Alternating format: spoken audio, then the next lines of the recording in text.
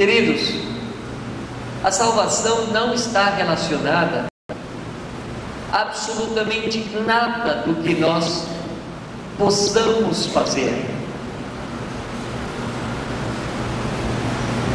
Tampouco está relacionada às coisas, à nossa perdição, às coisas que nós deixamos de fazer, porque não pregamos ou porque não fizemos boas obras, etc. Vamos prestar bem atenção. Lá em Efésios 2:10 diz, 2:8 diz: pela graça sois salvos, mediante a fé. E isso não é nosso próprio, não vem de vós, não vem de nós, é dom de Deus. Então você olha para Mateus 7, 20, 21, 22, você pensa: meu Deus, o que aconteceu que a graça não alcançou aqueles?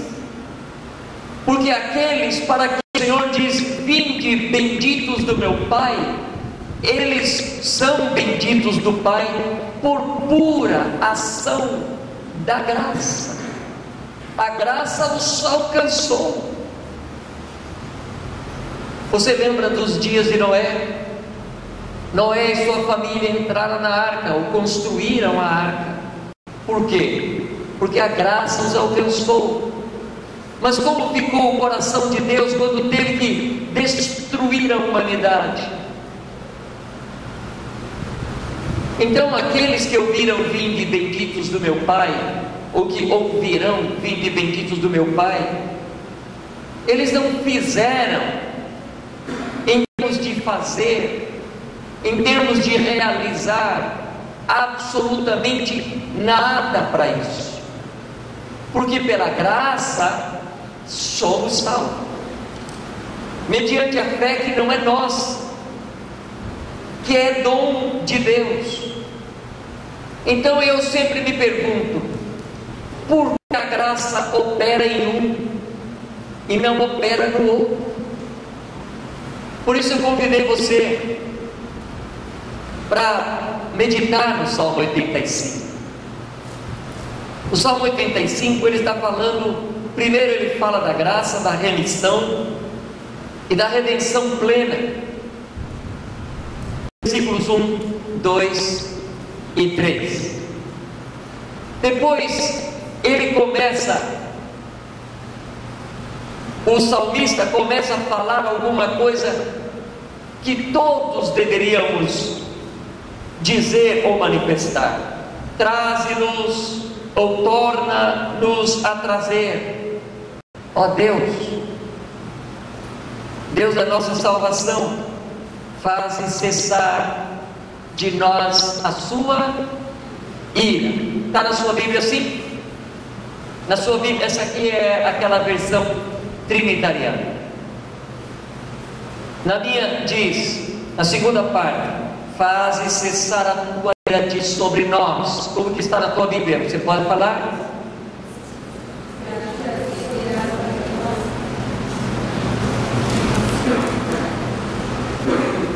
Sabe qual é o grande obstáculo à compreensão e à revelação da graça de Deus? Sabe por que a revelação da graça ela sofre, digamos, uma limitação muito grande no ser humano? Porque nos falta a revelação do temor de Deus. É muito comum, especialmente agora, nesse tempo em que pregamos um evangelho meio a meio, um evangelho completo. Nós estamos pregando um evangelho de uma vida vitoriosa, quando as pessoas estão condenadas debaixo da ira de Deus. A revelação da graça se esbarra na ausência da revelação da ira de Deus. Nós nunca vamos entender o amor de Deus, que enviou o seu Filho ao mundo até que compreendamos a gravidade, a profundidade da queda do ser humano. Nós nunca vamos entender a ação de Deus, matando um animal, derramando sangue, tirando a pele para cobrir Adão e Eva, se não prestarmos atenção no anjo que fechava o caminho de volta ao jardim.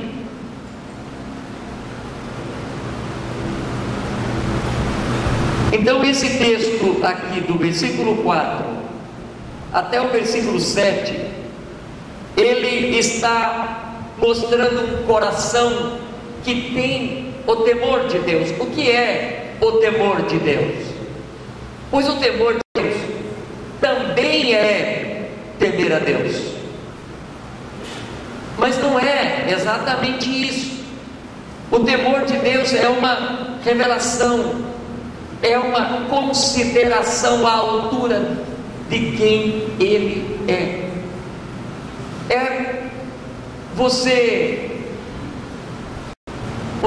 prestar atenção ao caráter justo dele, à sua santidade, sua pureza, sua retidão, sua justiça. Esse é o temor de Deus.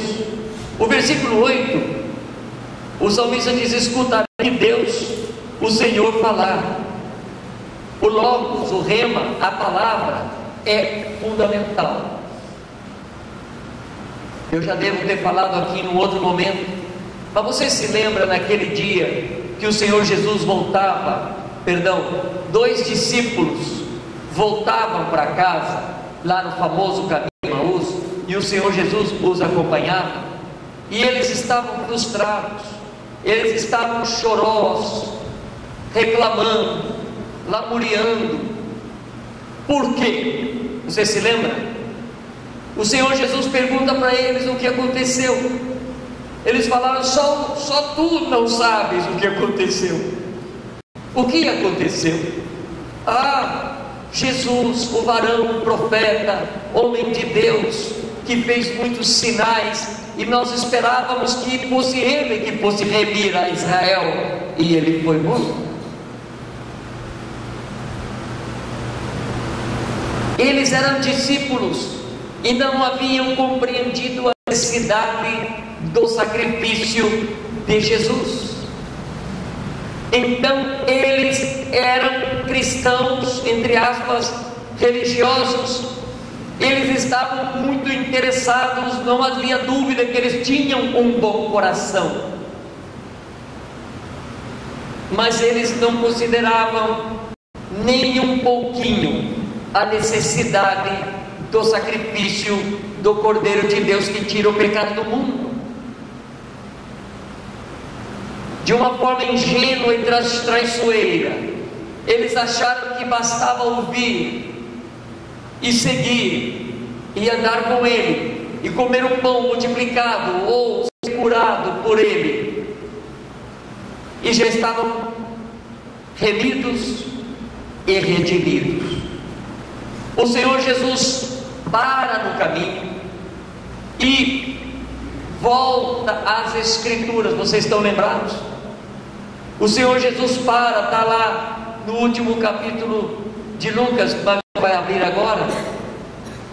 O Senhor Jesus caminhando com eles numa distância de 10 quilômetros, gastaram o dia inteiro caminhando. Estava para fazer em 2 horas.